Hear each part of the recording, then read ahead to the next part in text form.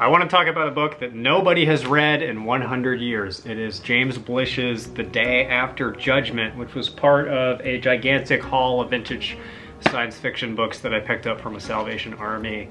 And this leapt out at me because it has cover art by Wayne Barlow, who is my favorite genre artist. And in that haul video I said, well, I definitely know it's not Wayne Barlow, but it looks like Wayne Barlow. And of course, it is Wayne Barlow.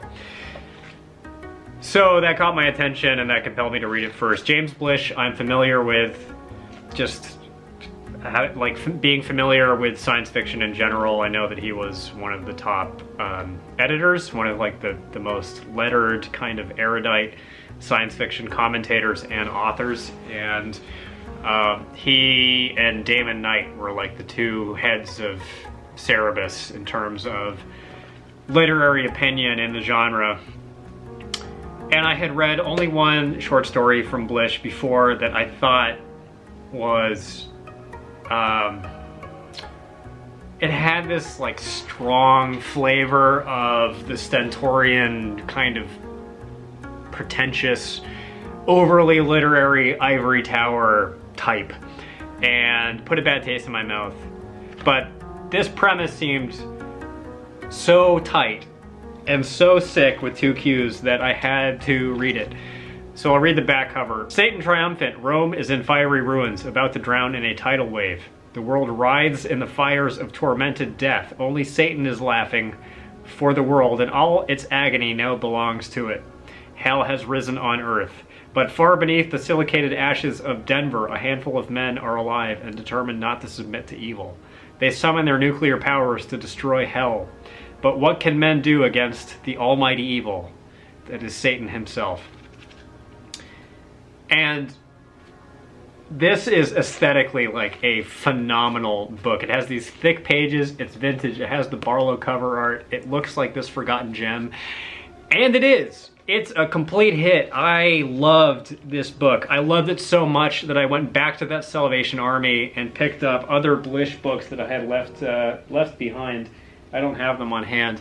But I went back and bought up all the other Blish books that I could find because I was so impressed with the prose.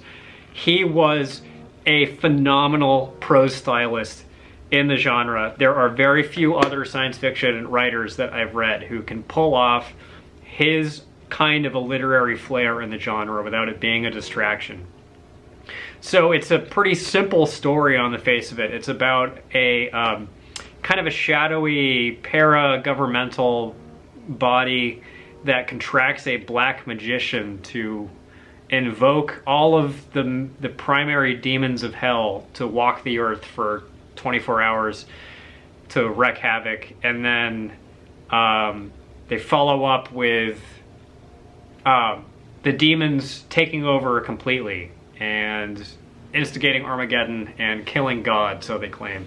So I didn't know this at the time of reading, but apparently this is a sequel to a book that he wrote called Black Easter. And I didn't realize that until reading the afterword, but you can read this as a standalone.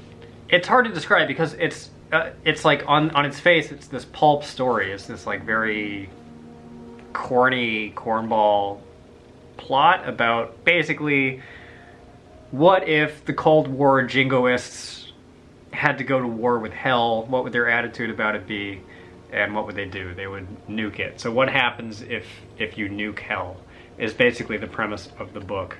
And it's all of that like cornball shit and all of that like Cold War paranoia and that kind of humor, although it ages fairly well. It actually has aged better than the John Wyndham book that I read from the same period. And also layered on top of that is this exploration of these metaphysical or religious, like these theosophical questions that have real substance to them. So it's this pulp, it's almost like a Doom novel. It's almost like a video game tie-in novel that has this like William Blake kind of allegory overlaid on top of it. And that's a really unique reading experience. Blish writes with really powerful language that's deceptively simple, and there's something arresting about his language that made me slow way down. You can tell that he's done his homework. You can tell that this is someone who has read widely and read thoroughly and really takes his craft seriously and has produced what in lesser hands would just be a throwaway piece of supermarket pulp, but is verging on being a work of real hardcore literary and philosophical value. I mean, there's touches of Kafka in this. There's touches of P.D. Woodhouse. Like, there are these descriptive lines in it of the characters that are genuinely very, like, vivid and funny. This was just a gem of a book, and I'm gonna read more Blish. And this is not someone that gets talked about as much as some of the other authors that were his contemporaries. And this is one of the examples of something that has aged slightly, but has not suffered chronically or fatally from its aging, and actually carries some weight as a piece of literature. And not a common book. I don't think people read this anymore. I don't think people read Blish generally, and this is one of his lesser known works, but I'm grateful to have found it because I think this was a complete hidden gem. So if you can find it, then I would pick it up and read it.